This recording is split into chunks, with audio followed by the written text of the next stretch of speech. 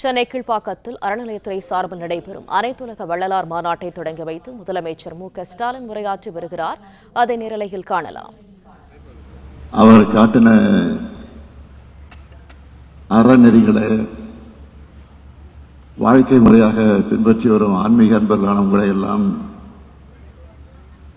இந்த அனைத்துலக வள்ளலார் மாநாட்டில் சந்திப்பதில் நான் மிகுந்த மகிழ்ச்சி அடைகிறேன். வள்ளலார் பாடுவதற்காக எடுத்துக்கொண்ட திருவாரூரை சார்ந்தவர் என்ற பெருமையோடு இந்த மாநாட்டில் நாம் பங்கேற்க வந்திருக்கிறேன். இந்த மாநாட்டை மிக சிறப்பாக ஏற்பாடு செய்திருக்கக்கூடிய மாண்புமிகு அறநிலையத்துறை அமைச்சர் திரு சேகர்பாபு அவர்களுக்கும், அவருக்கு துணை நிற்கக்கூடிய அரசு கூடுதல் தலைமைச் செயலாளர் திரு மணிவாசன் ஐஏஎஸ் அவர்களுக்கும், அறநிலையத்துறை அமைச்சர் திரு சேகர்பாபு அவர்களுக்கும்,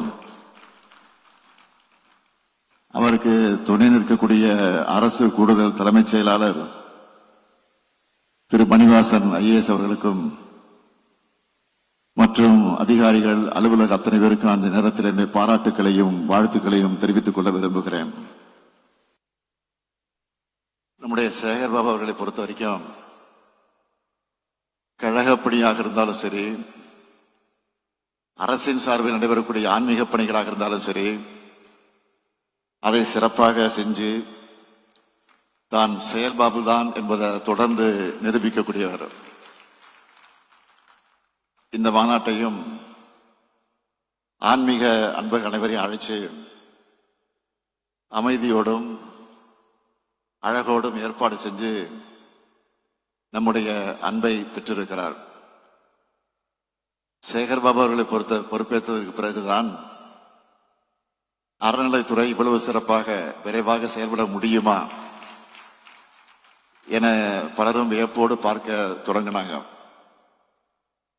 அறநிலைத்துறையில நம்ம திராவிட மாடல் அரசு செஞ்சிருக்கக்கூடிய எண்ணற்ற சாதனைகள் சிலவற்றை மட்டும் நான் சொல்ல விரும்புகிறேன். தமிழ்நாட்டு வரலாற்றிலே இல்லாத அளவுக்கு 20 ஆண்டுகள் முதல் 100 ஆண்டுகள் வரை குடமுழுக்கு விழாக்கள் நடைபெறாத 4192 கோயில்களில் திருப்பணிகள் மேற்கொண்டு குடமுழுக்கு நடத்தப்பட்டிருக்கு. 1000 ஆண்டுகள் பழமையான திருக்கோயில்களை புனரமைச்சு பாதுகாத்திடக்கூடிய வகையில் அரசு நிதி 425 கோடி ரூபாய், திருக்கோயில் நிதி, உபயதாரர் நிதி, பொதுநல நிதி என மொத்தம் 560 கோடி ரூபாய் மதிப்பீட்டில் 352 திருக்கோயில்களை திருப்பணிக்கு எடுத்துக்கிட்டு இதுவரை 87 திருக்கோயிலை குடமுழுக்கு செஞ்சு முடிச்சிருக்கிறோம். அது மட்டுமல்ல, 12,931 திருக்கோயில்கள்ல 8,100 கோடி ரூபாய் மதிப்பீட்டில் 29,479 திருப்பணிகள் நடந்துகிட்டு இருக்கு. இதுல 4,346 கோடி ரூபாய் மதிப்பீட்டிலான 16,756 பணிகள் நிறைவு பெற்றிருக்கு. மேலும் உபயதார நிதி மூலமாக 2,000 கோடி ரூபாய் மதிப்பீட்டிலான 12,220 திருப்பணிகள் நடந்துகிட்டு இருக்கு. கோயில் சொத்துக்களை மீட்கணும் என பெருமுயற்சி எடுத்து அதிலையும் சாதனை படைச்சிருக்கிறோம். 8,423 கோடி ரூபாய் மதிப்பிலான 8,106 ஏக்கர் நிலங்களை மீட்டிருக்கோம். கிராமப்புற திருக்கோயில்கள், ஆதிதிராவிடர் மற்றும் பழங்குடியினர் பகுதிகளில் உள்ள திருக்கோயில்களுக்கான திருப்பணி, அந்த நிதி உதவி தொகையை 1 லட்சம் ரூபாயிலிருந்து 2,50,000 ரூபாயை உயர்த்தி 10,000 கோயில்களுக்கு நிதி உதவி வழங்கியிருக்கிறோம். கோயில்களில் திருப்பணியோடு அறப்பணிகளையும் செய்யணும் என்று முடிவு செஞ்சு 19 திருக்கோயில்களில் முதலுதவி மருத்துவமனைகள் அமைச்சிருக்கிறோம். ஏழை எளிய குடும்பங்களை சார்ந்தவர்களுக்கு 4 கிராம் தங்கத்தாலி, பட்டுப்புடவை, பட்டு வேஷ்டி உள்ளிட்ட 70,000 மதிப்புள்ள சீர்வரிசைகளோட திருக்கோயில் சார்பா 2800 திருமணங்களை நடத்தி வச்சு முடிச்சிருக்கிறோம். 165 மாற்றுத்திறனாளி இணையர்களுக்கும் திருமணங்கள் நடைபெற்றிருக்கு. 2 திருக்கோயில்களை செயல்பட்டு வந்த நாள் முழுவதும் அன்னதான திட்டத்தை இப்போ 12 திருக்கோயில்களுக்கு விரிவுபடுத்தி இருக்கிறோம். 764 திருக்கோயில்ல ஒருவேளை அன்னதான திட்டத்தை செயல்படுத்திட்டு இருக்கோம். திருக்கோயில்களை தலவரலாறு, தலப்புராணம், கட்டடக்கலை, கல்வெட்டுகள் குறித்த 516 தொன்மையான அரிய நூல்களை மறுபதிப்பு செஞ்சு வெளியிட்டு இருக்கிறோம். இப்போ நான் சொன்ன சாதனைகள் எல்லாம் குறைவுதான். பெரிய சாதனை புத்தகத்தினுடைய சில பக்கங்கள் தான். ஏராளமான சாதனைகள் இருக்கு. கடந்த ஆண்டு 5 லட்சத்துக்கு மேற்பட்டோர் கலந்து கொண்ட அனைத்துலக முத்தமிழ் முருகர் மாநாட்டை நடத்தி எல்லாரையும் திரும்பி பார்க்க வச்சோம். இன்னைக்கு அனைத்துலக வள்ளலார் மாநாட்டை நடத்திக்கிட்டு இருக்கிறோம். வள்ளலார ஏன் நாம் உயர்த்தி பிடிக்கிறோம் என்றால், வாடிய பெயரை கண்டபோதெல்லாம் வாடினேன் என்று சொல்லி உலகிற்கு தனிப்பெரும் கருணை என்ற அன்பு வழியை போதித்தவர் வள்ளலார் அவர்கள். அவரது வழியில்தான் நமது திராவிட மாடல் அரசும் எளிய ஏழை மக்களுக்காக செயல்படுகிறோம். ஏழை மக்களின் பசியை பிணி என்று சொன்னார் வள்ளலார். அந்த பிணியை ஒழிக்கும் மருந்துதான் நமது திராவிட மாடலுடைய திட்டங்கள். அதனால்தான் பள்ளிகளில் காலை உணவு திட்டம் முதல் முதியோர்களுக்கான தாயுமானவ திட்டம் வர அனைத்து வயதினரையும் கருணையோடு அரவணைக்கிற பல்வேறு திட்டங்களை செயல்படுத்திக்கிட்டு இருக்கிறோம். வள்ளலார் தமிழ் சமூகத்தில் உதித்த புரட்சியாளர், பண்பாளர். அவரை போற்ற வேண்டியது தமிழ்நாட்டுடைய கடமை. என்னுடைய பேச்சுகள்லையும் சமூக வலைத்தள பதிவுகள்லையும் வள்ளலாரை நிறைய நான் மேற்கோள் காட்டியிருக்கிறேன். வள்ளலாரின் கோட்பாடுகளை மேற்கோள் காட்டுவது மட்டுமல்ல, அவற்றை செயல் வடிவத்தில் நடைமுறைப்படுத்திட்டு இருக்கிறோம்.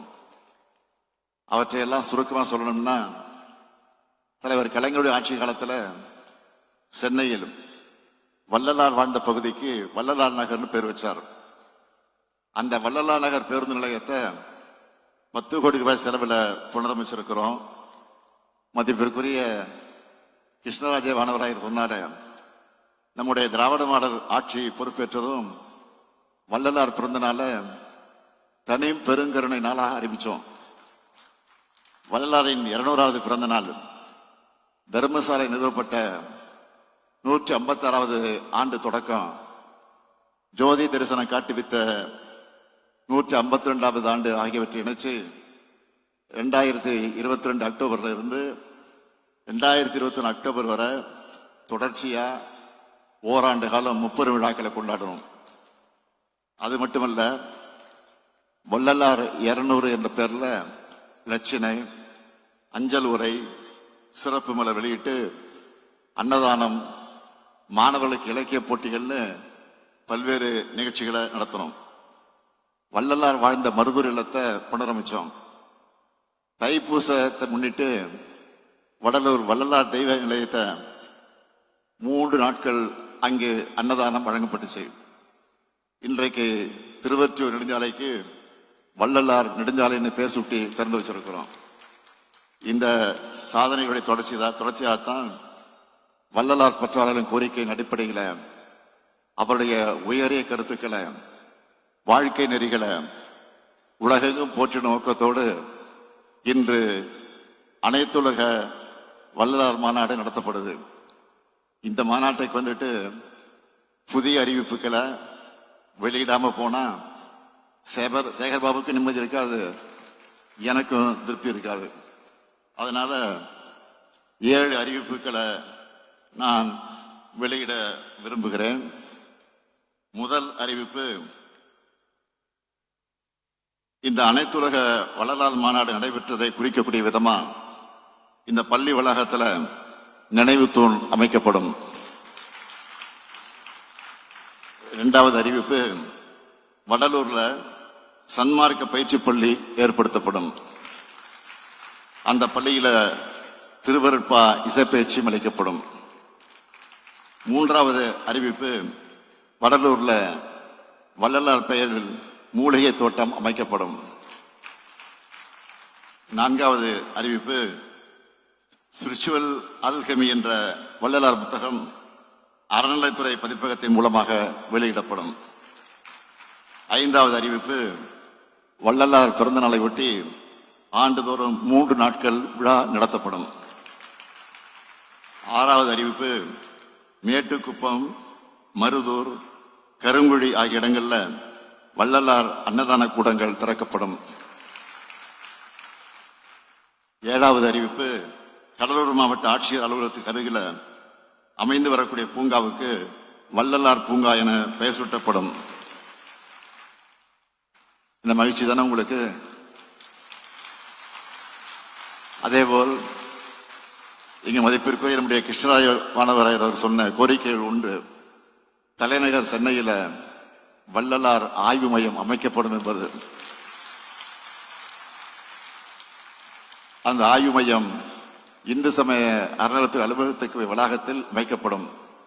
மற்ற கோரிக்கைகளும் நிச்சயம் கருத்தில் கொள்ளப்படும்.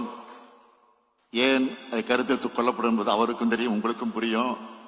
எனவே இந்த மாநாட்டு மூலமாக வள்ளலாரை பற்றி இளைய தலைமுறைக்கு சுருக்கமாக அறிமுகப்படுத்தணும்னா, அன்பின் வழியாக சமத்துவத்தை, உயிர்கள் மீதான கருணைய தமிழ் சமூகத்தின் வழியா இந்த உலகத்துக்கு எடுத்துரைத்த பேரன்பின் வடிவம்தான் வள்ளலார் அவர்கள். சாதியில, மதங்களில, சமய நெறிகளில, சாத்திர சந்தடியில, கோத்திர சண்டையில, ஆதியில அபிமானத்தை அலைகின்ற உலகில் அலைந்து அலைந்து வீணே நீர் அழிதல் அழகல்லவேன்னு சொல்லி அறிவு நெறியை பரப்பியவர் வள்ளலார் அவர்கள். இந்த சமூகத்தில் இறுகி போயிருந்த பழமைவாதிகளையும் மூடத்தனங்களையும் சாடியவர் அவர். சாதி சமய வேறுபாடுகளால் சமூகத்தை கட்டமைக்க வேண்டும் என்ற அவருடைய பெருங்கனவைத்தான் திராவிட இயக்கத்தினுடைய உயிர்மிச்சான கொள்கை.